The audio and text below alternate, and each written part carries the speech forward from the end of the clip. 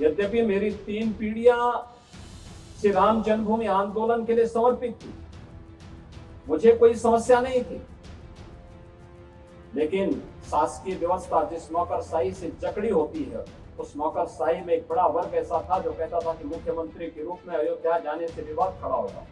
हमने कहा विवाद खड़ा होता तो होने दीजिए, लेकिन अयोध्या के बारे में कुछ सोचने की आवश्यकता है।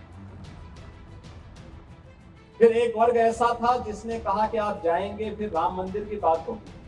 तो मैंने कहा कौन हम सत्ता के लिए आए, राम मंदिर के लिए सत्ता भी गंवानी पड़ेगी तो कोई समस्या नहीं होनी चाहिए।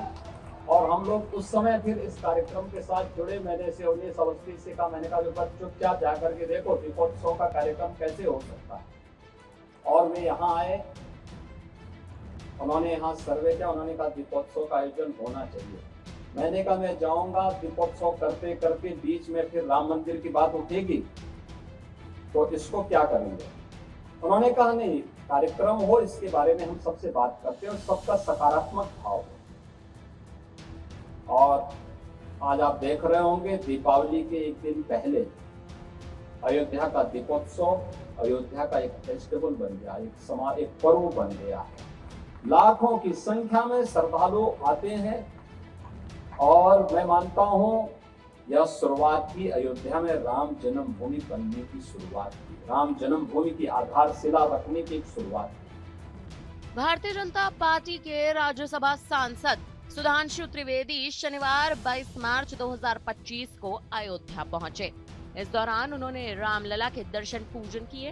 साफ तौर पर कहा कि अयोध्या आना अत्यंत आनंद का प्रतीक है। बीजेपी के राज्यसभा सांसद सुधांशु त्रिवेदी ने ये भी कहा कि श्रेष्ठतम मूल्यों के प्रतीक ये धरती, जो कि मर्यादा पुरुषोत्तम श्री राम के आदर भाव की धरती है, ये भारत ही नहीं संपूर्ण विश्व के लिए प्रेरणा का स्रोत बनी हुई है। उन्होंने ये भी कहा कि मर्यादा पुरुषोत्तम प्रभु श्री राम की नगरी अयोध्या भारत ही नहीं पूरे विश्व में प्रेरणा का स्रोत है। सभी को आकर प्रभु श्री राम लला का आशीर्वाद लेना चाहिए। अब गौर करने वाली बात यह है कि आखिरकार सुधांशु त्रिवेदी का ये बयान कब आया। आपको याद दिला दें कि हाल ही में ही योगी आदित्यनाथ ने एक बड़ा बयान दिया था कि अगर रामलला के लिए सत्ता भी गंवानी पड़े तो भी उन्हें किसी भी प्रकार की कोई दिक्कत नहीं है। यानी साफ तौर पर उनका ये बयान था कि सत्ता छोड़ने के लिए हम तैयार हैं।